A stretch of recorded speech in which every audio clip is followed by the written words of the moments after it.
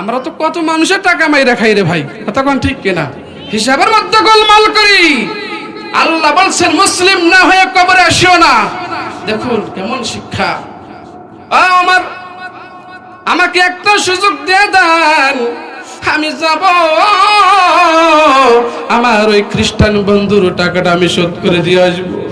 আমি যদি টাকাটা শোধ না করে দেই, প্রত্যেক মুসলমানের বিরুদ্ধে অভিযোগ দিয়ে দিবে মুসলমানরা খারাপ। কতক্ষণ ঠিক কিনা? আমার আর একটা আবেদন আছে। আমার ডাক দিয়ে বলেন, 1 নম্বর আবেদন শুনলাম, 2 নম্বর আবেদন কি? খলিফাতুল মুসলিমিন যখন এই কথা বলেছে, যুবক ডাক দিয়ে বলেন, আমার 2 নম্বর অভিযোগ হইল, আমার মা আমার বাবা বাড়িতে বেঁচে আছে, আমার মা বাবার কাছ থেকে আমি একটু বিদায় নিয়ে আসবো। আমার মায়ের সঙ্গে আর কোনোদিন দেখা হবে না, আমার বাবার সঙ্গে আর কোনোদিন দেখা হবে না। খলিফা মুসলিমিন ওমর আমাকে 2টা সুযোগ দেয়া দেন।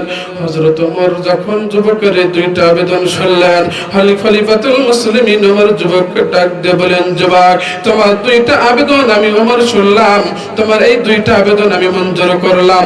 তবে যেহেতু তুমি ফাঁসির আসামি, তুমি যদি পালিয়ে যাও, বাড়িতে না গেলে যদি না আসো, তাহলে বলো তো তুমি তো মুক্তি পেয়ে যাবে।